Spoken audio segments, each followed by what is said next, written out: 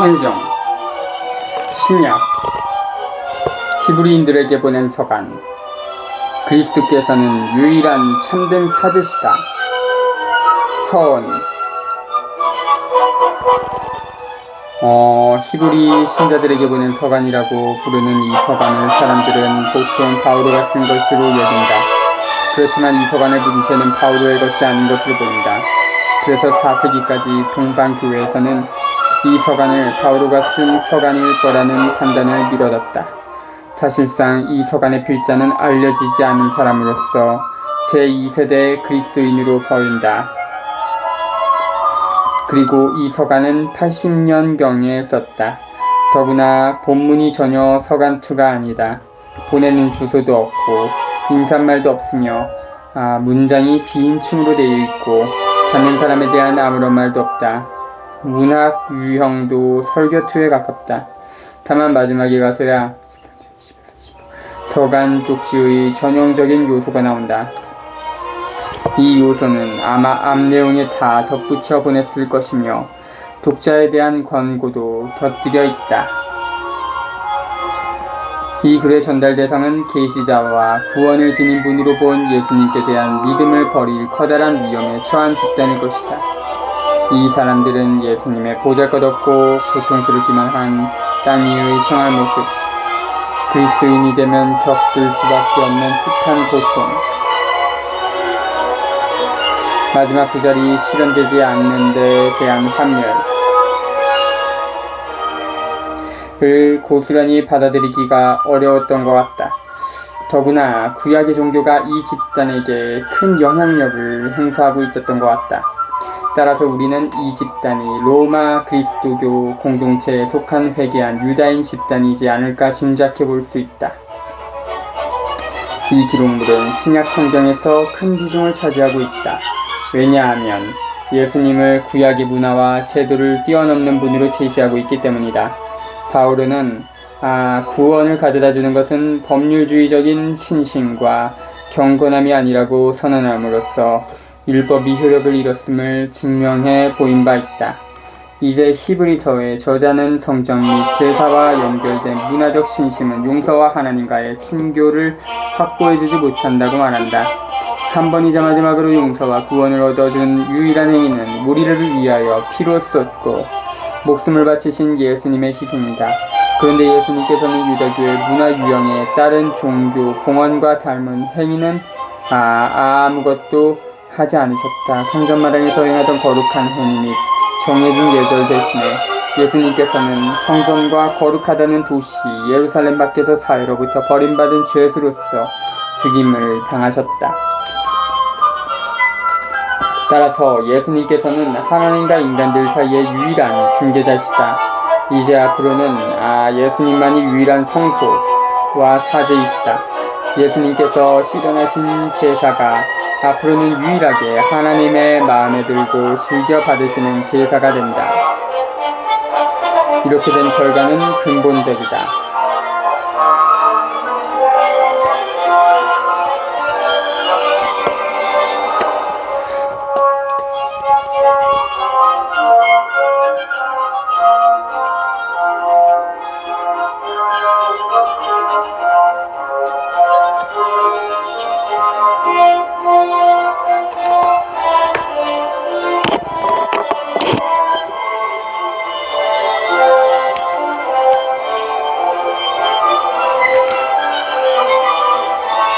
예수님 외에는 더 이상 절대적인 것이 아무것도 없다. 그 어떤 종교는 사회의 제도와 구조도 절대적이거나 침해할 수 없는 성격을 갖지 못한다. 예수님께서는 유일한 중재자가 됨으로써 하나님과 인간들 사이의 교류, 인간끼리 교류를 완전하게 터놓으신다.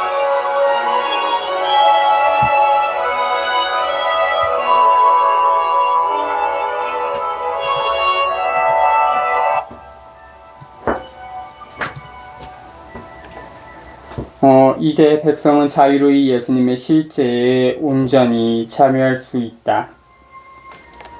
따라서 하나님 자신과 친밀한 관계를 맺을 수 있다.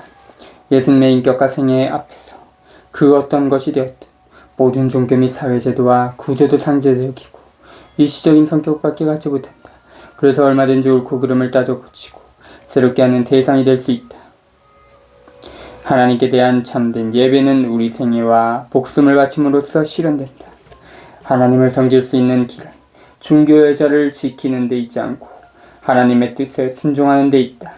그런데 하나님의 뜻은 예수님께서 죽임을 당하면서까지 아버지의 뜻을 따라 자신을 바침으로써 근본적으로 나타났다. 10장 10절. 예배의 유일한 가치는 사람들이 자기 인생과 생명을 바침으로써 하나님께 드리는 예배를 구체적으로 또는 상징적으로 표현하는 데 있다. 하나님께서 아드님을 통하여 말씀하시다. 1. 하나님께서 예전에는 예언자들을 통하여 여러 번에 걸쳐 여러 가지 방식으로 조상들에게 말씀하셨지만 이 마지막 때에는 아드님을 통하여 우리에게 말씀하셨습니다. 하나님께서는 아드님을 만물의 상속자로 삼으셨을 뿐만 아니라 그분을 통하여 온 세상을 만들기까지 하셨습니다. 아드님은 하나님 영광의 광채이시며 하나님 본질의 모상으로서 만물을 당신의 강력한 말씀으로 지탱하십니다. 그분께서 죄를 깨끗이 없애신 다음 하늘 높은 곳에 계신 존엄하신 분의 오른쪽에 앉으셨습니다. 그분께서는 천사들보다 뛰어난 이름을 상속받으시어 그만큼 그들보다 위대하게 되셨습니다. 1장 2절부터 4절. 그리스도께서 설교의 중심이시다. 이 대목은 신약성경 전체 가운데서 가장 세밀하게 쓴 대목이다. 즉 하나님께서는 당신의 살아있는 구체적인 말씀이신 예수 그리스도 안에서 결정적으로 말씀하셨다는 것이다. 우리가 하나님의 계획에 관하여 말할 수 있는 모든 것, 창조, 계시, 구원, 이 그리스도 안에서 결정적으로 표현되어 있다.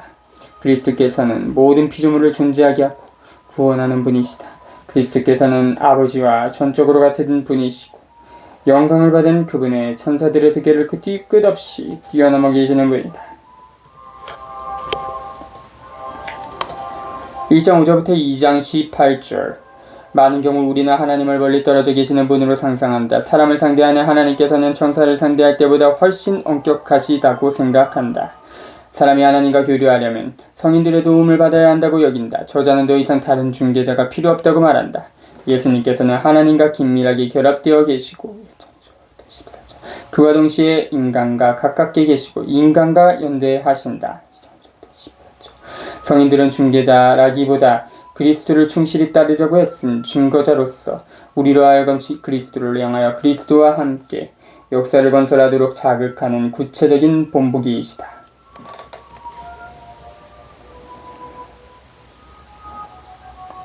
천사들보다 위대하신 아드님.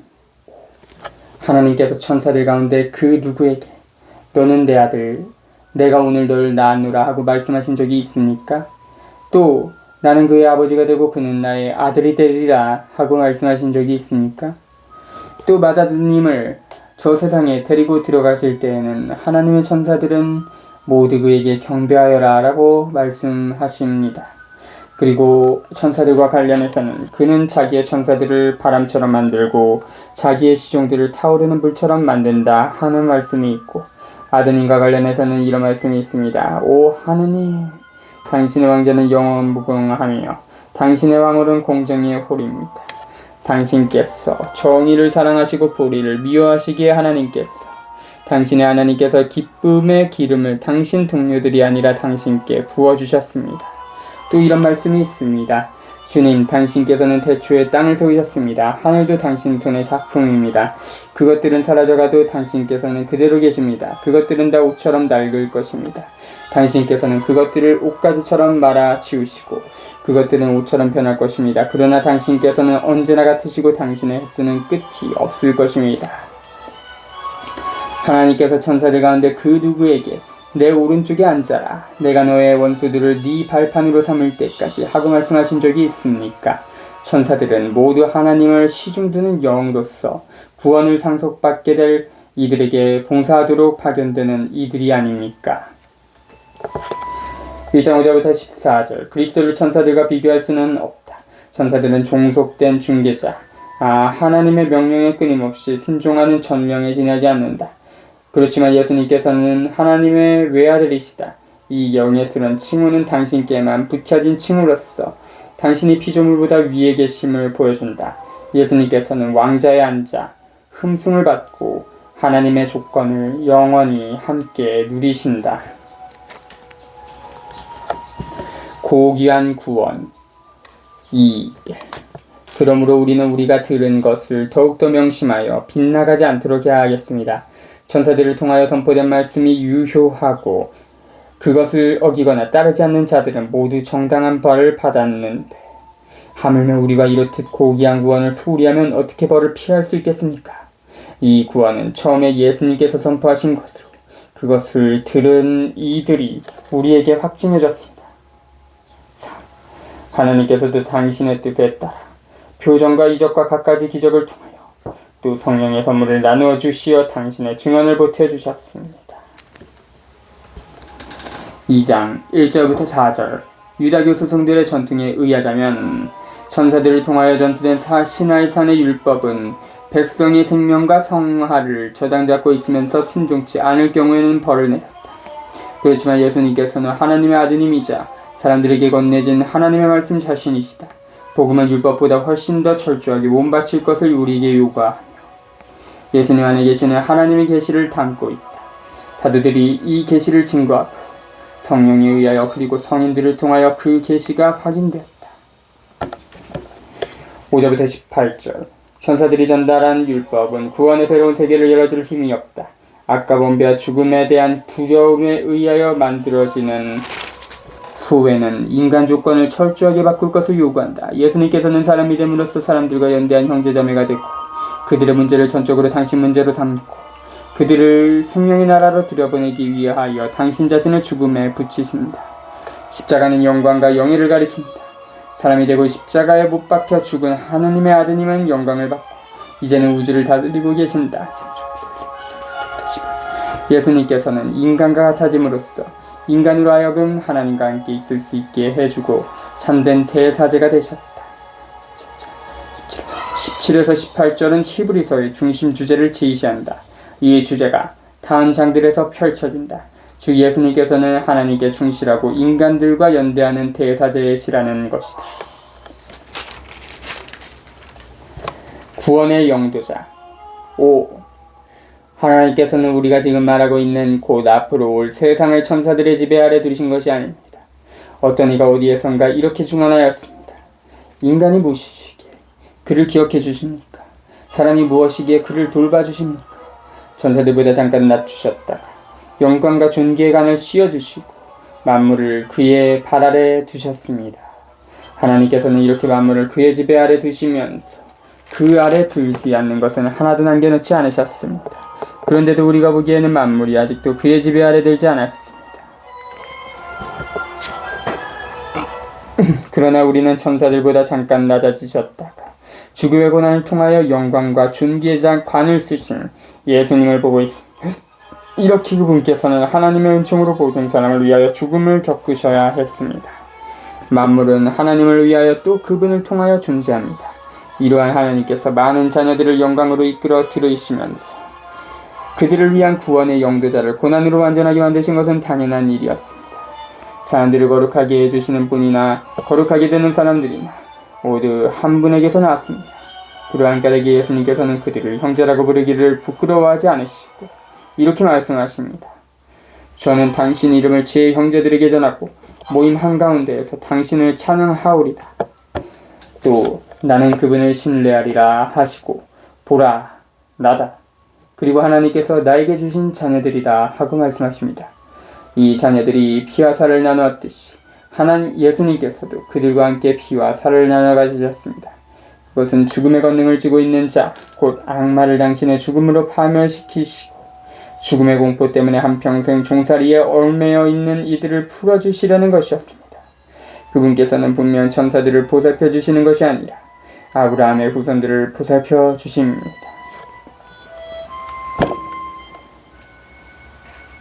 그렇기 때문에 그분께서는 모든 점에서 형제들과 같아지셔야 했습니다. 자비로울 뿐만 아니라 하나님을 섬기는 일에 충실한 대사제가 되시어 백성의 죄를 속죄하시려는 것이었습니다. 18. 그분께서는 고난을 겪으시면서 유혹을 받으셨기 때문에 유혹을 받는 이들을 도와주실 수가 있습니다. 모세보다 위대하신 예수님. 3. 그러므로 하늘의 부르심을 함께 받은 거룩한 형제 여러분, 우리 신앙 고백의 사도이며 대사제이신 예수님을 생각해 보십시오. 모세가 하나님의 온 집안을 충실히 맡고 있었듯이 예수님께서도 당신을 세우신 분께 충실하셨습니다. 그러나 집을 지은 이가 집보다 더 존귀하듯이 예수님도 모세보다 더 큰 영광을 누리셔야 마땅합니다. 어떤 집이든 그것을 지은 이가 있습니다. 그런데 만물을 지으신 분은 하나님이십니다. 모세는 하나님께서 장차 말씀하시려는 것을 증언하려고 종으로서 그분의 온 집안을 충실히 맡고 있었습니다. 그러나 그리스도께서는 그분의 집안을 맡은 아드님으로서 충실하신 분이십니다. 우리가 그분의 집안입니다. 우리의 희망에 대하여 확신과 긍지를 굳게 지니는 한 그렇습니다.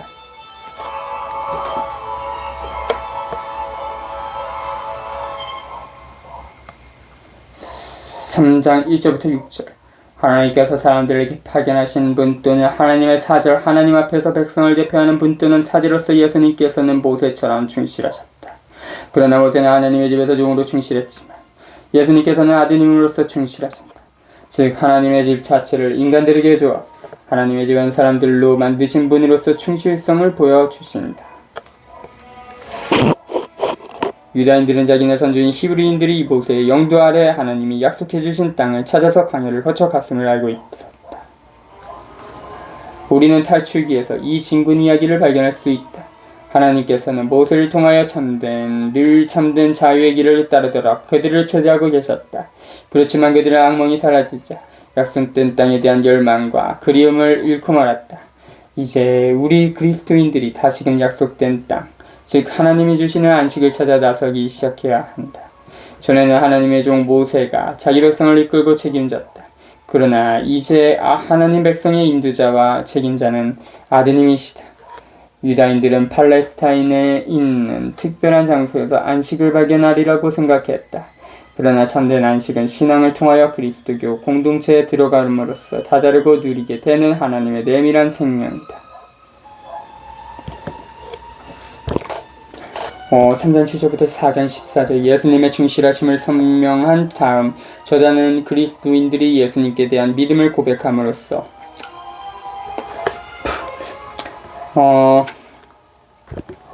충실해야 한다는 기다란 권고를 준다.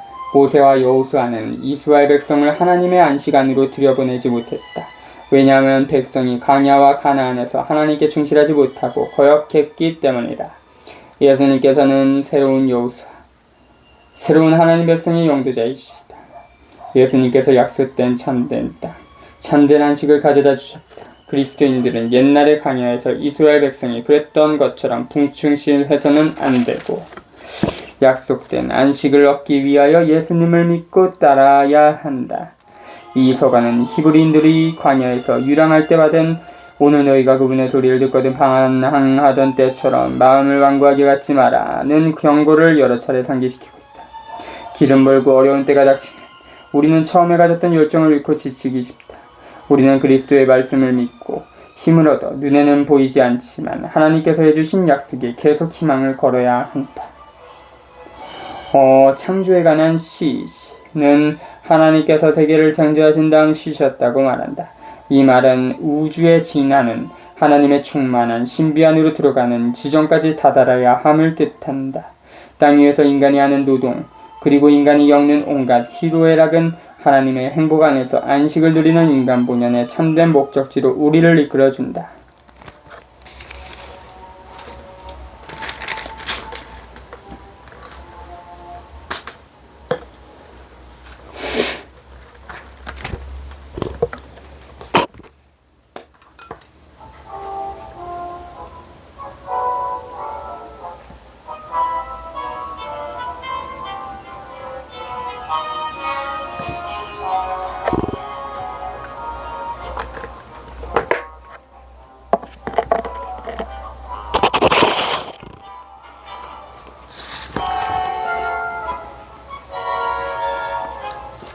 하나님께서 주시는 안식.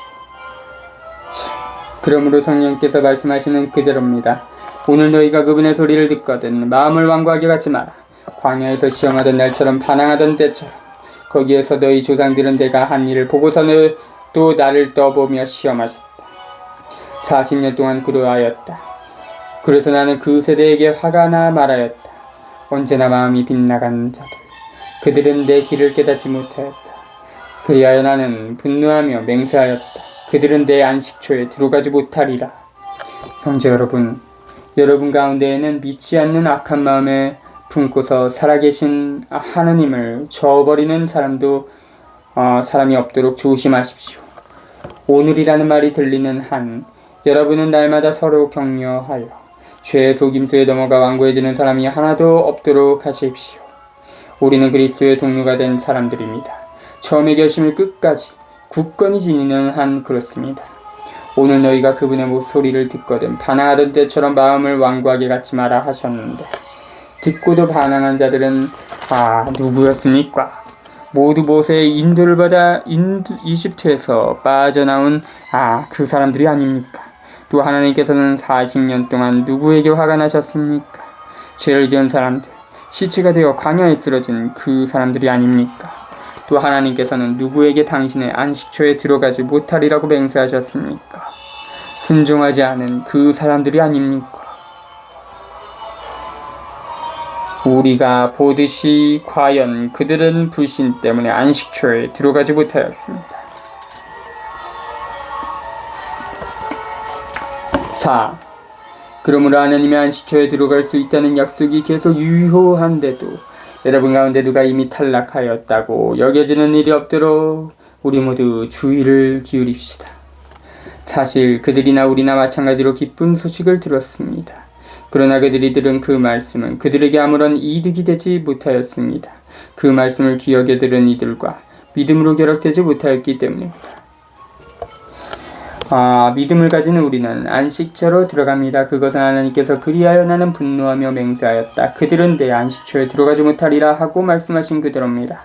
안식처는 물론 하나님께서 만드신 것들은 세상 창조 때부터 이미 다 이루어져 있었습니다. 사실 7째 날에 관하여 어디에선가 이렇게 말하였습니다.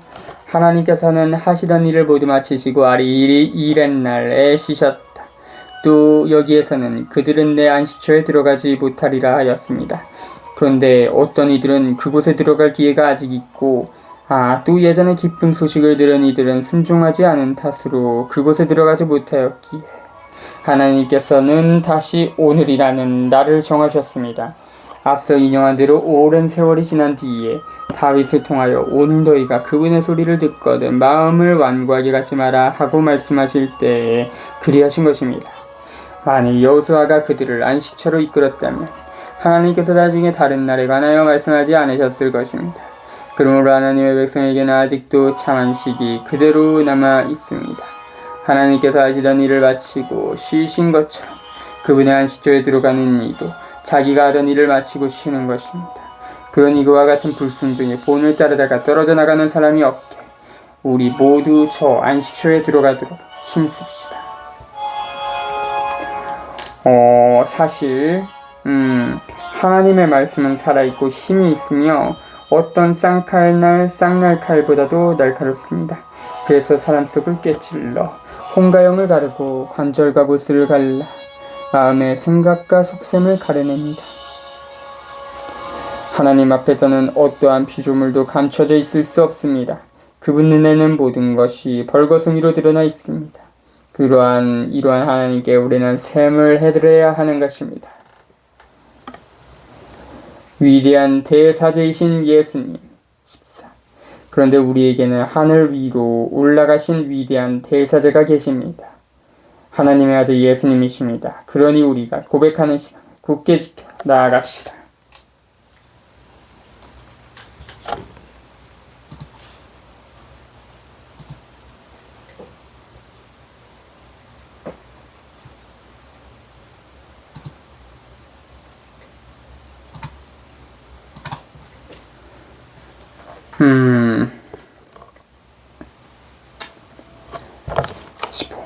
우리에게는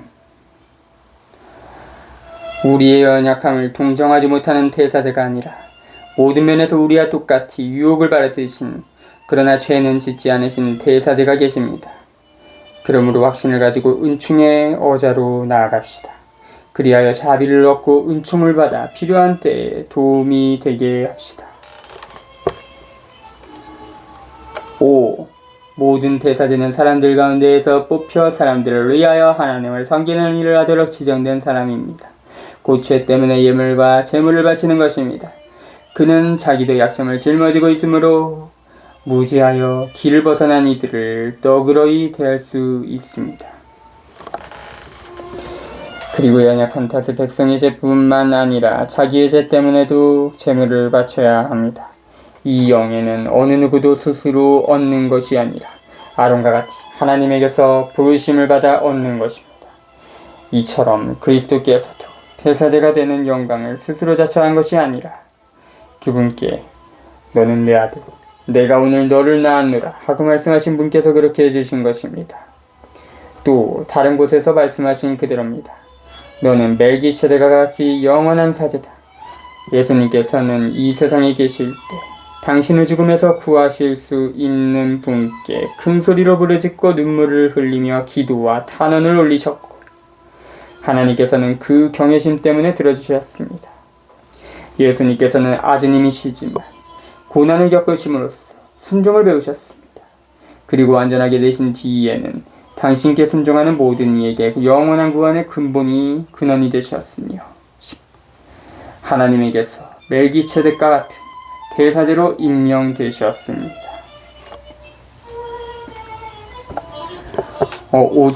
4장 15절부터 5장 10절 그리스도인들은 예수님을 두려워해서는 안 된다. 자비로이 받아주시리라 확신하면서 신뢰심을 가지고 예수님께 가까이 다가가야 한다. 참된 대사제의 모습은 예수님 안에서 온전히 실현된다. 예수님께서는 아름이나 땅 위에서 거행하는 그 어떠한 전례보다도 더 뛰어난 사제성을 가지고 계신다. 그리스도께서는 하늘로 올라가고 부활하여 순환하고 죽는 순간에 인간들에게 증거한 동정심을 보여주기 위하여 언제나 살아계신다. 아드님으로서 그리고 신비스러운 인물 멜기세덱과 똑같은 모양으로 예수님께서는 당신 전체를 바쳐 영원히 우리를 위하여 간청하고 당신 자신을 희생하신다. 예수님의 순환과 죽음이 여기에서는 가장 장엄한 전구행위, 가장 숭고한 순종행위로 제시되고 있다. 9에서 10절은 다음 부분의 주제를 예고한다. 즉 완전해진 예수님께서는 영원한 구원의 셈이 되었고 하나님으로부터 대사제라는 칭호를 받으셨다. 5장 11절부터 10장 39절 이 부분은 히브리서의 중심 부분이다. 여러 주제가 그리스도께서는 이미 이루어진 좋은 것들을 주관하시는 대사제이다. 9절, 10절 라는 커다란 관념을 중심으로 모여있다.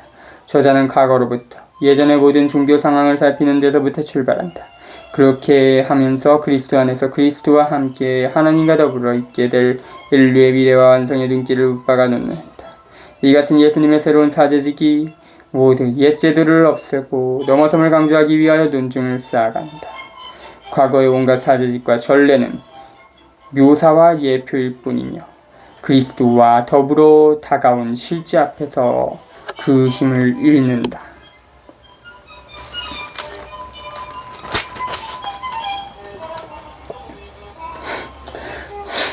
성숙한 신앙생활 10회 이것에 관해서는 우리가 할 말이 많지만 여러분이 알아듣는데 둔해진 까닭에 설명하기 어렵습니다.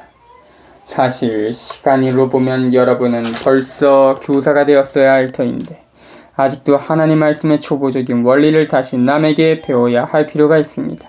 여러분은 단단한 음식이 아니라 젖이 필요한 사람이 되었습니다. 젖을 먹고 사는 사람은 모두 악의 힘으로 옳고 그름을 가리는 일에 서툽니다. 단단한 음식은 성숙한 사람들을 위한 것입니다. 그들은 경험으로 좋고 나쁜 것을 분별하는 훈련된 지각을 가지고 있습니다.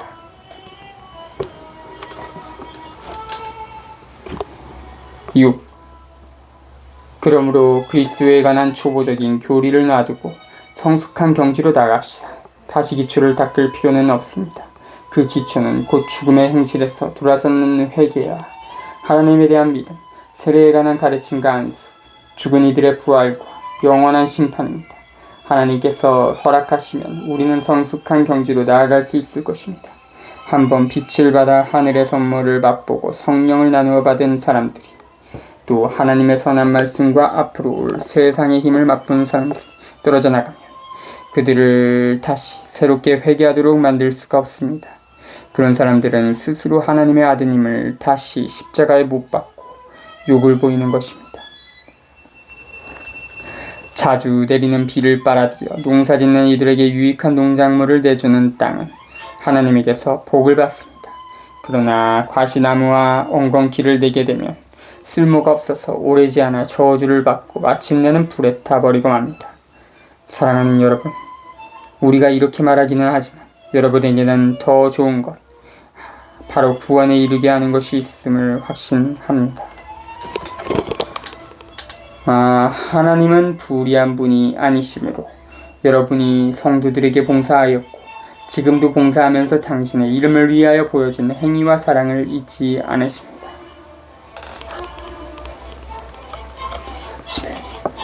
여러분 각자가 희망이 실현되도록 끝까지 같은 열성을 보여주기를 간절히 바랍니다.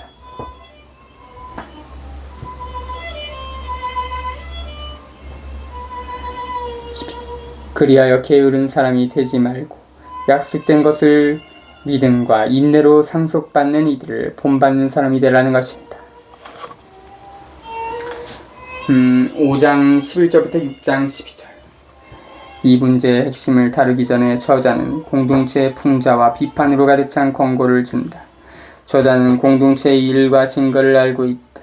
한편 저자는 교리 지식을 아는 것만으로는 부족하다고 주의를 준다. 믿음을 깊게 할 필요가 있고 믿음을 더욱 성숙하고 의식적이고 효과 있는 형태로 체험할 필요가 있습니다. 또한 그리스도를 배반하고 믿음을 포기하지 않기 위해 깨어있을 필요가 있다고 말한다. 신앙은 여러 단계로 발전한다. 우리는 매번 첫걸음부터 다시 시작할 수는 없는 법이다.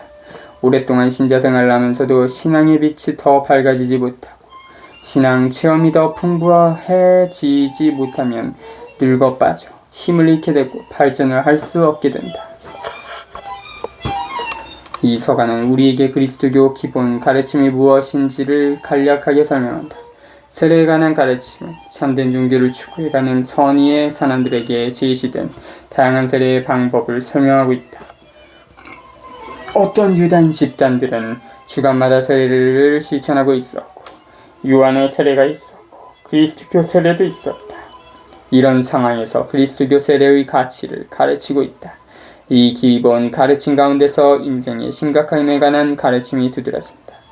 인생길에는 우리를 심판으로 이끄는 두 가지 서로 다른 길밖에 없다. 그리스도께로 이끄는 길을 가기로 결단을 내리지 않는 사람은 자기 인생을 망친다.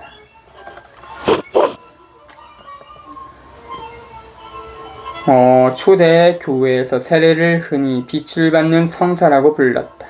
그것은 세례를 받는 사람이 참된 신앙에 대한 가르침을 받기 때문만이 아니라 마음 깊이 회개하고 교회에 들어오는 사람에게 주님이 당신 현존을 절실히 체험하게 해주시기 때문이기도 하다.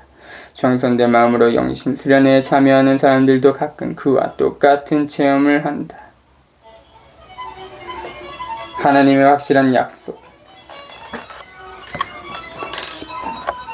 하나님께서는 아브라함에게 약속하실 때 당신보다 높은 분이 없어 그러한 분을 두고 맹세하실 수 없었으므로 당신 자신을 두고 맹세하시면서 정령코 나는 너에게 한껏 복을 내리고 너를 한껏 번성하게 해주겠다 하고 말씀하셨습니다.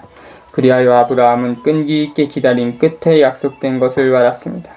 사람들은 자기보다 높은 이를 두고 맹세합니다. 그리고 그 맹세는 모든 논쟁을 그치게 하는 보증이 됩니다. 그래서 하나님께서는 약속하신 것을 상속받을 이들에게 당신의 뜻이 변하지 않음을 더욱 분명히 보여주시려고 맹세로 보장해 주셨습니다. 하나님께서 이 두 가지 변하지 않는 사실에 관하여 거짓말을 하신다는 것은 있을 수 없습니다. 이 두 가지로 당신께 몸을 피한 우리가 앞에 놓인 희망을 굳게 붙잡도록 힘찬 격려를 받게 하셨습니다. 이 희망은 우리에게 영혼의 닷과 같아 안전하고 견고하며 또 저 시장 안까지 들어가게 해줍니다. 예수님께서는 멜기체덱과 같은 영원한 대사자가 되시어 우리를 위하여 선구자로 그곳에 들어가셨으니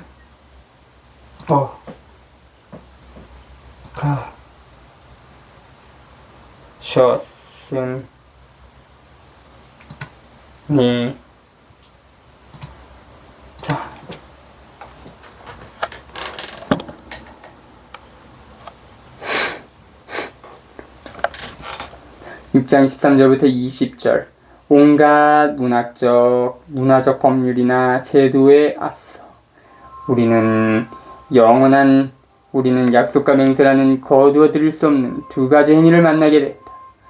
또한 우리는 아브라함과 멜기체덱이라는 두 인물을 만나게 된다. 저자는 정확히 한 가지 사실을 강조하고자 한다. 즉 하나님께서 인간들의 미래와 구원을 위하여 근본적으로 개입하시고 그 미래와 구원이 그리스도 안에서 현실이 되었다는 것이다. 이 관념은 다음 장들에서 펼쳐질 것이다. 7장 2절부터 28절. 멜기체덱은 아브라함의 역사 속으로 들어오는 신비스러운 인물이다. 시편 110장 4절에서는 법통을 이은 멜기체덱의 신비스러운 사제직에 대하여 말한다. 이 성경 본문들은 그리스도의 사제직을 예고하고 있다. 그리스도의 사제직은 유다교의 사제직과 다르다. 유다교의 사제직을 뛰어넘고 있다. 1절부터 10절. 성경에서 위대한 인물은 늘 그 출신과 족보가 나온다. 그렇지만 멜기체덱에 대해서는 그 조상이나 자손에 관하여 아무 말도 하지 않는다. 그래서 저자는 하나님의 아드님 그리스도를 멜기체덱과 비교하기 위하여 그 점을 이용한다. 그리고 한 걸음 더 나아간다.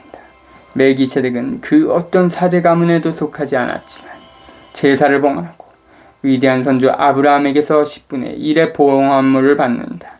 이 사실에서 다음과 같은 결론이 나온다. 멜기체덱은 사제이지만 유다교 사제들보다 훨씬 위대한 사제다. 즉 예의 자손들로 이루어진 사제 계급에도 매어있지 않고 아브라함의 열동에도 매어있지 않는다.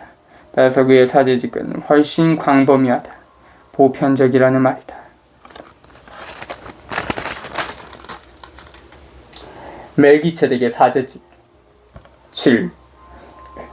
이 멜기체덱은 살렘 임금이며 지극히 높으신 하나님의 사제로서 여러 임금을 무찌르고 돌아오는 아브라함을 만나 그에게 축복하였습니다. 그리고 아브라함은 모든 것의 10분의 1을 그에게 나눠줬습니다. 먼저 그의 이름은 정의의 임금이라는 뜻입니다. 또 그는 또한 살렘의 임금, 곧 평화의 임금이었습니다. 그는 아버지도 없고 어머니도 없으며 족보도 없고 생애의 시작도 끝도 없는 이로써 하나님의 아들을 닮아 언제까지나 사제로 남아 있었습니다. 그가 얼마나 위대한지 생각해 보십시오. 선조 아브라함도 가장 좋은 전리품에서 10분의 1을 그에게 바쳤습니다. 레위 자손 가운데에서 사제직을 맡은 이들에게는 율법에 따라 백성에게서 11조를 거두는 규정이 있습니다. 백성 역시 그들의 형제로서 같은 아브라함의 소생인데도 그렇습니다. 그런데 멜기체덱은 그들의 족보에 들지 않았으면서도 아브라함에게서 11조를 받았고 약속을 받은 그에게 축복해 주었습니다. 따질 것도 없이 축복은 아랫사람이 윗사람에게서 받는 법입니다. 그리고 한쪽에서는 언젠가 죽을 인간들이 11조를 받고 다른 쪽에서는 아직도 살아있다고 성경에서 증언하는 이가 그것을 받았습니다. 이를테면 11조를 받는 레위도 아브라함을 통하여 11조를 바친 셈입니다. 멜기세덱이 아브라함을 만났을 때 레위가 자기 조상의 몸속에 있었기 때문입니다.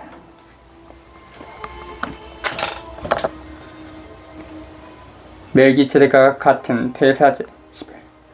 백성은 레위의 사제직을 바탕으로 율법을 받았는데 만일 그 사제직으로 완전성에 이를 수 있었다면 아론과 같은 사제를 임명하지 않고 멜기세덱과 같은 다른 사제를 세울 필요가 어디 있겠었겠습니까? 사제직이 변하면 율법에도 반드시 변화가 생기기 마련입니다. 여기에서 말하는 분은 다른 지파에 속하신 분으로서 그 지파에서는 아무도 제단에서 직무를 수행한 적이 없습니다. 우리의 주님께서 유다 지파에서 나오신 것은 명확합니다. 그런데 모세는 사제들에 관하여 말할 때 이 지파를 언급한 적이 없습니다. 멜기세덱과 닮은 다른 사제께서 나오시면 더욱 분명해집니다. 그분께서는 육적인 혈통과 관련된 율법 규정이 아니라 불멸하는 생명의 힘에 따라 사제가 되셨습니다. 너는 멜기체덱과 같이 영원한 사제다 하고 성경에서 증언하기 때문입니다. 예전의 규정은 무력하고 무익하기 때문에 폐지됐습니다. 사실 율법은 아무것도 완전하게 하지 못하였습니다. 그러나 더 나은 희망이 주어져 우리는 그것을 통하여 하나님께 다가갑니다.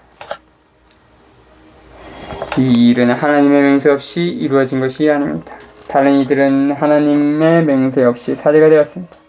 그러나 그분께서는 주님께서 맹세하시고 뉘우치지 않으시리이다.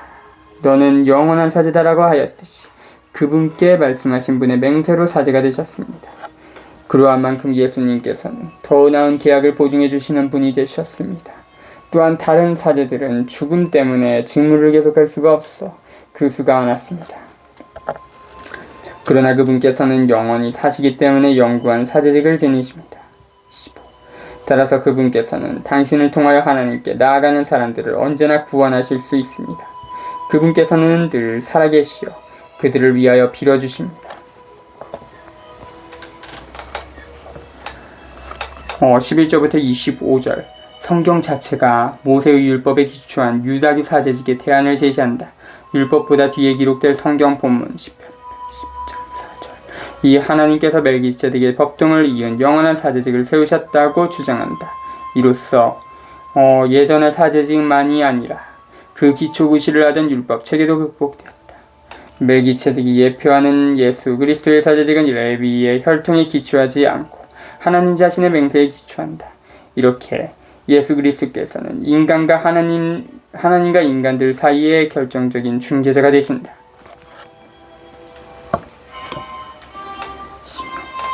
사실 우리는 이와 같은 대사제가 필요하였습니다.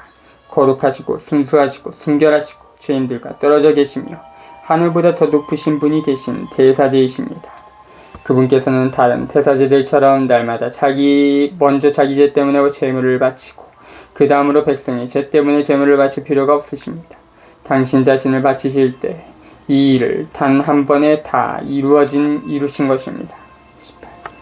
율법은 약점을 지닌 사람들을 대사제로 세우지만 율법 다음에 이루어진 맹세의 그 말씀은 영원히 완전하게 되신 아드님을 대사제로 세웁니다. 26절부터 28절 예수 그리스도께서는 완전한 중개자이시고 바로 하나님의 아드님이시다. 아무런 죄도 지은 적이 없고 따라서 다른 사제들이 지니고 있는 약점에 매여 있지 않다. 그리고 하나님 앞에서 인간들을 대표하는 사제로서 예수님께서는 외적인 봉헌물이 아니라 당신 자신을 바치셨다.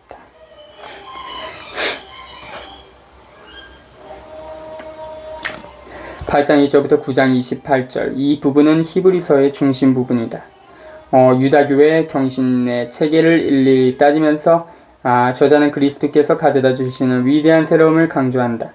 그리스도께서는 품위에서 레위 사제들을 뛰어넘고 유다교의 종교적인 예배와 기타 다른 온갖 유형의 예배까지를 무효화하는 참다운 예배를 실현하신다. 사실상 예수님께서 실현하시는 경신녀는 당신 자신 전체를 영원히 넘겨주시는 인격적인 행위 자체다. 새 계약의 대사제 8. 지금 하는 말의 요점은 우리에게 이와 같은 대사제가 계시다는 것입니다. 곧 하늘에 계신 준엄하신 분의 어자 오른쪽에 앉으시오. 사람이 아니라 주님께서 세우신 성소와 참성막에서 직무를 수행하시는 분이십니다. 모든 대사제는 예물과 제물을 바치도록 임명된 사람입니다. 그러므로 대사제에도 무엇인가 바칠 것이 있어야 합니다. 만일 그분께서 세상에 계시면 사제가 되지 못하십니다. 율법에 따라 예물을 바치는 사제들이 있기 때문입니다. 모세가 성막을 세우려고 할 때 지시를 받은 대로 그들은 하늘에 있는 성소의 보상이며 그림자에 지나지 않는 성소에서 봉직합니다. 하나님께서 자, 내가 이 산에서 너에게 보여준 모형에 따라 모든 것을 만들어라 하고 말씀하신 것입니다.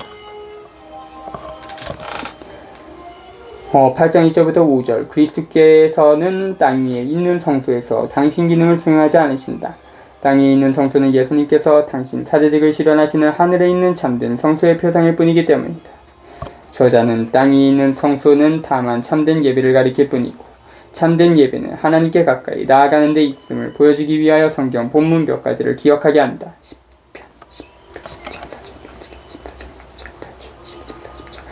예수님께서는 그와 같은 참된 예배를 바치기 위하여 사제로서 활동하신다. 6절부터 13절 이스라엘은 계약의 백성이고 그 계약은 율법과 경신예로 나타난다.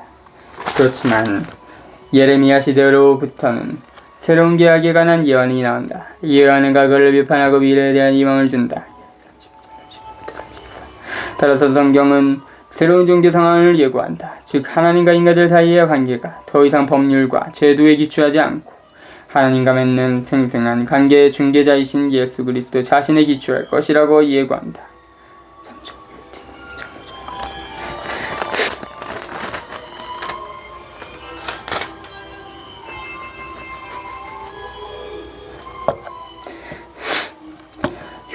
그런데 이제 그리스도께서는 더 훌륭한 직무를 맡으셨습니다. 더 나은 약속을 바탕으로 세워진 더 나은 계약의 중개자이시기 때문입니다. 첫째 계약에 결함이 없었다면 다른 계약을 찾을 까닭이 없었을 것입니다. 그런데 하나님께서는 그들의 결함을 꾸짖으시며 이렇게 말씀하십니다. 보라, 그날이 온다. 주님께서 말씀하신다. 그때 난 이스라엘 지방과 유다 지방과 새 계약을 맺으리라. 그것은 내가 그 조상들의 손을 잡고 이집트 땅에서 이끌고 나올 때 그들과 맺었던 계약과는 다르다. 그들이 내 계약을 지키지 않아 나도 그들을 돌보지 않았다. 주님께서 말씀하신다. 그 시대가 지난 뒤에 내가 이스라엘 지방과 맺어줄 계약은 이러하다. 주님께서 말씀하신다. 나는 그들의 생각 속에 내 법을 넣어주고 그들의 마음에 그 법을 새겨주리라. 그리하여 나는 그들의 하나님이 되고 그들은 나의 백성이 되리라. 그때에는 아무도 자기 이웃에게 아무도 지 형제에게 주님을 알아라 하고 가르치지 않으리라. 그들이 낮은 사람부터 높은 사람까지 모두 나를 알게 될 것이기 때문이다. 나는 그들의 불의를 너그럽게 보아주고 그들의 죄를 더 이상 기억하지 않으리라. 13. 하나님께서는 새 계약이라는 말씀을 하심으로써 첫째 계약을 낡은 것으로 만드셨습니다. 낡고 오래된 것은 곧 사라집니다.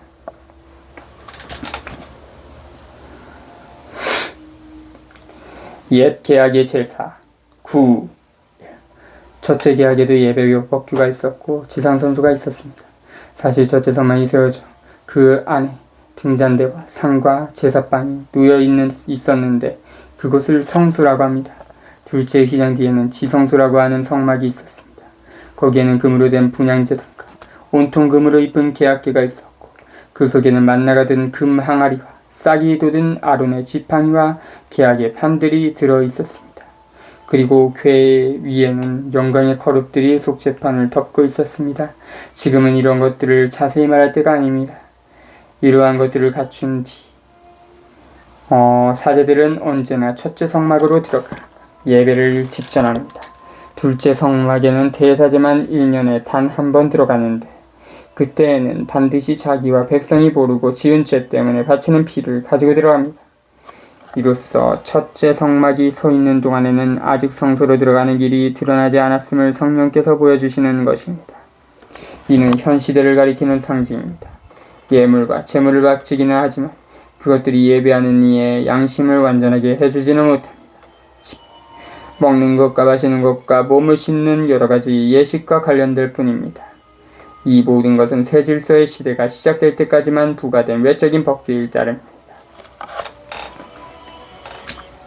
9장 2절부터 10절 죄의 사함을 위한 유다인의 전례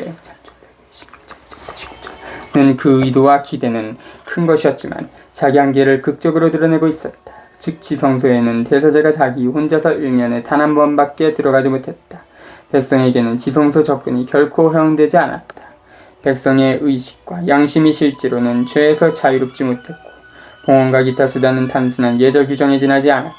마지막으로 유다교 경신 내에서 가장 중요한 행위가 참된 성소에 이르는 길, 즉 하나님께 가까이 가는 길을 열어주지 못했다.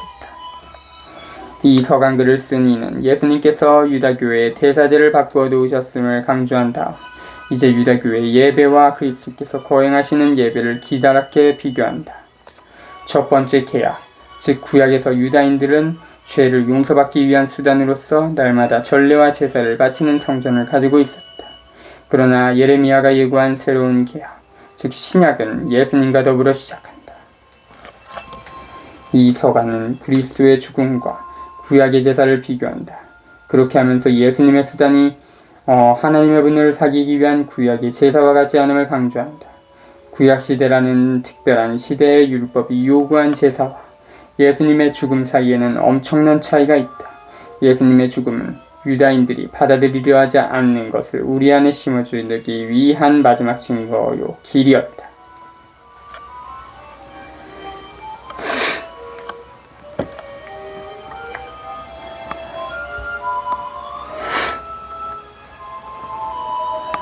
새 계약의 제사.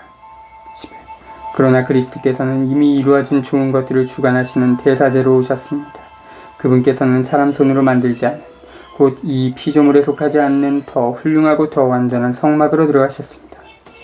염소와 송아지의 피가 아니라 당신의 피를 가지고 단 한 번 성소로 들어가시어 영원한 해방을 얻으셨습니다. 염소와 황소의 피 그리고 더러워진 사람들에게 뿌리는 암송아지의 죄가 그들을 거룩하게 하여 그 몸을 깨끗하게 한다면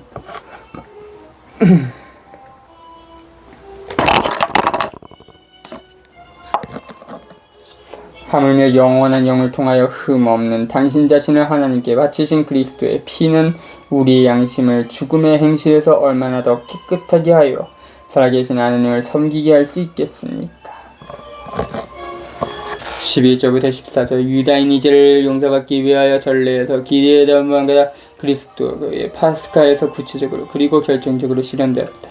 그리스도 안에 성수, 사제, 제사가 현존해 있다. 그리스도께서는 당신 자신의 피를 쏟으신다.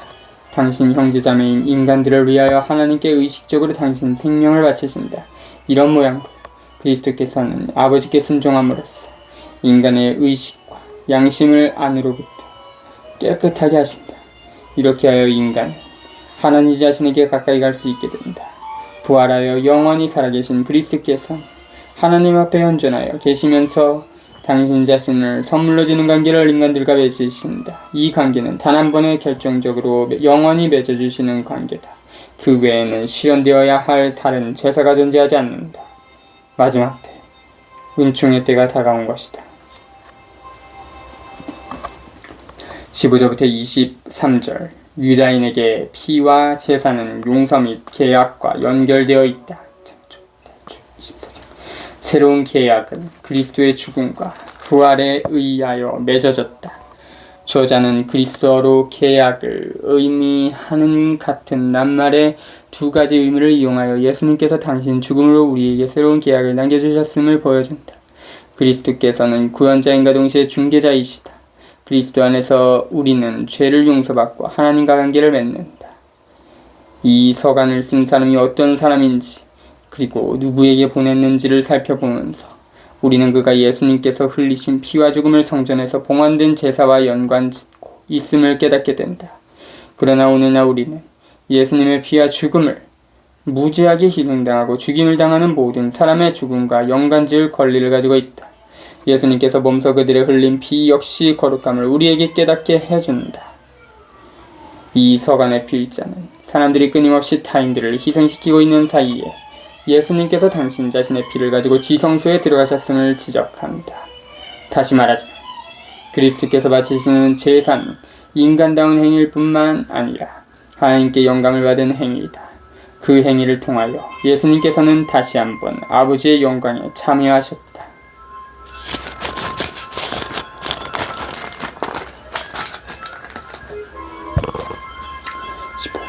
그러므로 그리스도께서는 새 계약의 중개자이십니다. 첫째 계약 아래에서 저지른 범죄로부터 사람들을 속량하시려고 그분께서 돌아가시어 부르심을 받은 이들이 약속된 영원한 상속 재산을 받게 해주셨기 때문입니다. 유언이 있는 곳에서는 유언자의 죽음이 확인되어야 합니다. 유언은 사람이 죽었을 때야 유효한 것으로 유언자가 살아있을 때는 효력이 없습니다. 사실은 첫째 계약도 피 없이 시작된 것이 아닙니다. 모세의 율법에 따라 온 백성에게 모든 계명을 선포하고 나서 물과 주홍 양털과 우슬초와 함께 송아지와 염소의 피를 가져다가 계약의 책과 온 백성에게 뿌리며 이는 하나님께서 너희에게 명령하신 계약의 피다 하고 말하였습니다. 그리고 성막과 의식에 쓰이는 모든 기물에도 같은 방식으로 피를 뿌렸습니다. 율법에 따르면 거의 모든 것이 피로 깨끗해지고 피를 쏟지 않고서는 죄의 용서가 이루어지지 않습니다. 그러므로 하늘에 있는 것들을 본뜬 보상들은 이러한 의식으로 깨끗하게 할 필요가 있었습니다. 그러나 하늘의 것들은 그보다 더 나은 제물이 필요하였습니다. 그리스도께서는 참 성소의 모조품에 지나지 않은 곳에 곧 그 사람 손으로 만든 성소에 들어가지 않으셨습니다. 이제 우리를 위하여 하나님 앞에 나타나시려고 바로 하늘에 들어가신 것입니다. 대사제가 해마다 다른 생물의 피를 가지고 성소에 들어가듯이 당신 자신을 여러 번 바치시려고 들어가신 것이 아닙니다. 만일 그렇다면 세상 창조 때부터 여러 번 고난을 받으셔야 했을 것입니다. 그러나 이제 그분께서는 마지막 시대에 당신 자신을 제물로 바쳐 죄를 없애시려고 단 한 번 나타나셨습니다. 그 사람은 단 한 번 죽게 마련이고 그 뒤에 심판이 이어지듯이 18. 그리스도께서도 많은 사람의 죄를 짊어지시려고 단 한 번 당신 자신을 바치셨습니다. 그리고 당신을 고대하는 이들을 구원하시려고 죄와는 상관없이 두 번째로 나타나실 것입니다.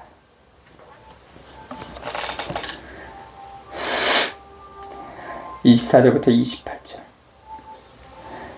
구약의 사제직과 예배와 예절이 추구하되 얻지 못한 바가 그리스도의 죽음과 부활 안에서 이루어진다. 즉 죄를 용서받고 하나님께 가까이 갈 수 있는 길이 열리고 화해가 실현된다. 파스카 사건은 생생하고 효과를 낳고 영원하다. 예수님께서는 당신 자신을 봉헌했고 지금은 하나님과 더불어 계시면서 인간들을 위하여 전거하고 계신다. 그리스도께서는 새로운 제사를 바치기 위해서가 아니라 신자들에게 충만한 구원을 주기 위해서 다시 오실 것이다.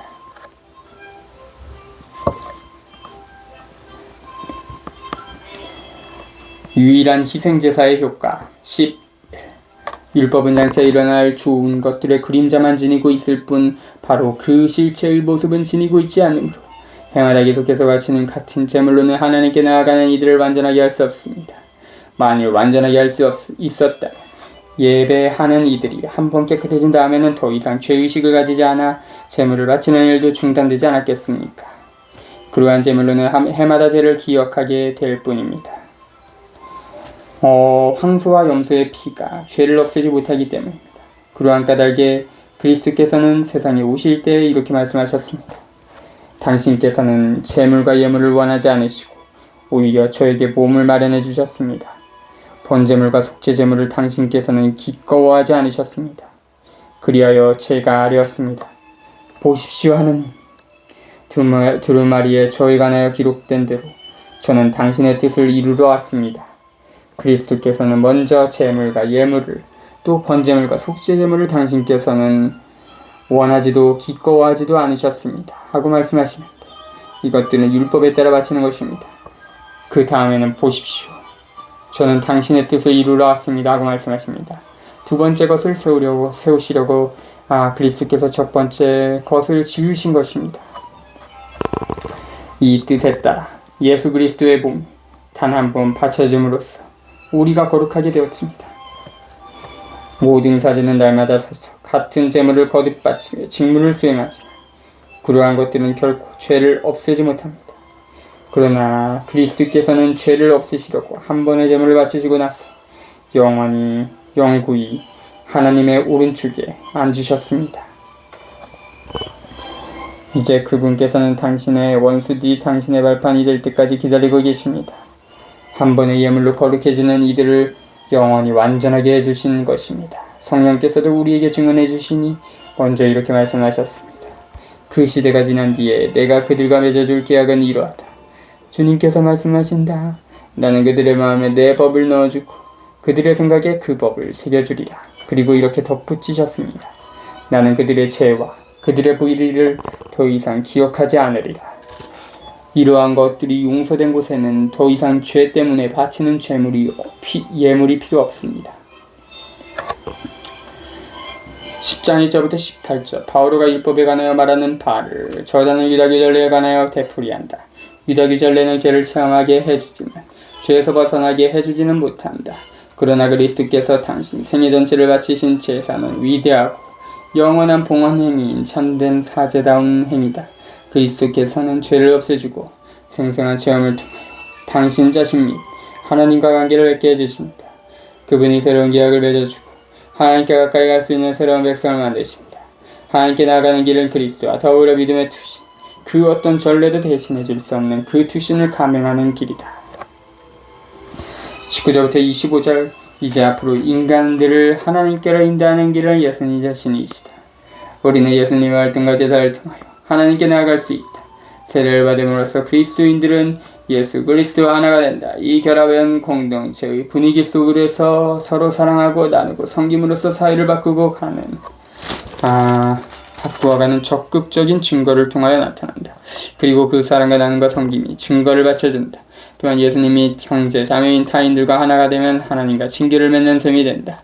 그 하나님과 맺는 친교는 우리가 결정적인 안식에 들어갈 때 주님의 날에 완성될 것이다. 그리스도의 피가 우리 몸속에 돌고 그래서 우리 마음과 몸이 그리스도의 마음과 몸이 되었다. 그러니 이제 우리는 그리스도처럼 또 다른 그리스도로서 서로 부축해주고 다독이면서 좋은 열매를 맺도록 해야 할 것이다. 의심한 사람들을 격려하자면 하나님 아버지께 대한 신뢰를 일깨워 주어야 한다. 공동체 모임을 소홀히 하는 것은 큰 잘못이다. 그리스도교 공동체는 천사들의 모임이 아니기 때문에 자주 모이지 않으면 깨지고 만다. 우리가 신앙 공동체 모임에 참여하지 않으면 계속해서 그리스도와 하나가 될 수 없다. 우리가 신앙을 가진 형제자매들과 친교를 나누지 않으면 우리 사명의 의미를 잃고 말 것이다.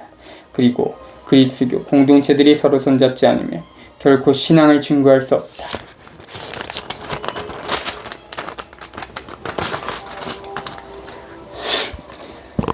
충실한 신앙생활. 그러므로 형제 여러분, 우리는 예수님의 피 덕분에 성소에 들어간다는 확신을 가지고 있습니다. 그분께서는 그 휘장을 관통하는 새롭고도 살아있는 길을 우리에게 열어주셨습니다.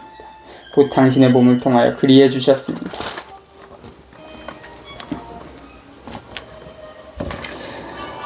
우리에게는 하나님의 집을 다스리시는 위대한 사제가 계십니다. 그러니 진실한 마음과 확고한 믿음을 가지고 하나님께 나아갑시다. 우리의 마음은 그리스도의 피가 뿌려져 악에 물든 양심을 벗고 깨끗해졌으며 우리의 몸 맑은 물로 깔끔히 씻겨졌습니다. 우리가 고백하는 희망을 굳게 간직합시다. 약속해 주신 분은 성실하신 분이십니다.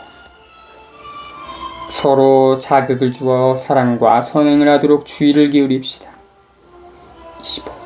어떤 이들이 습관적으로 그러하듯이 우리의 몸을 소홀히 하지 말고 서로 격려합시다.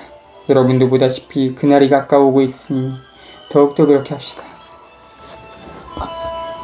26. 우리가 진리를 깨닫고서도 일부러 죄를 짓는다면 죄를 용서받기 위하여 바칠 수 있는 제물이란 남아있지 않습니다. 심판. 그리고 적대자들을 삼켜버릴 맹렬한 불에 대한 무서운 예상만이 남아있을 뿐입니다. 모세의 율법을 무시한 자든 들이나 새 증인의 말에 따라 가차없이 처형됩니다.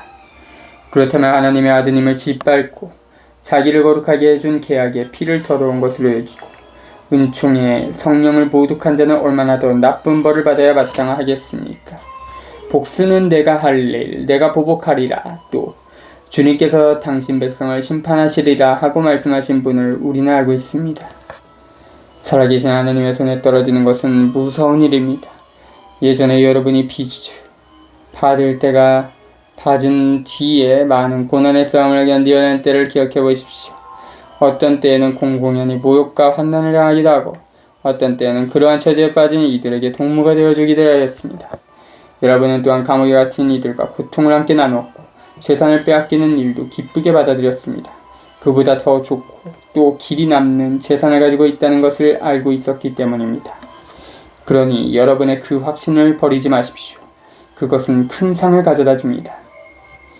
여러분이 하나님의 뜻을 이루어 약속된 것을 얻으려면 인내가 필요합니다. 조금만 더 있으면 올 리가 오리라 지체하지 않으리라. 나의 의인은 믿음으로 살리라. 그러나 뒤로 물러서는 자는 내 마음이 기꺼워하지 않는다. 39. 우리는 뒤로 물러나 멸망할 사람이 아니라 믿어서 생명을 얻을 사람입니다. 26절부터 31절 저자는 6장 1절부터 8절의 경고를 다시 되풀이한다. 예수님을 물리치거나 애써 일부러 예수님을 저버리는 자는 용서를 받지 못하고 하나님의 생명과 은총을 받지 못할 것이다. 32절부터 39절 세례를 통하여 빛을 받은 신자들은 그리스도를 선택한다. 숱한 어려움에 부딪혀도 용기를 잃지 않는다. 끝까지 변치 않는 사람은 주님을 만나는 보상을 받을 것이다. 자주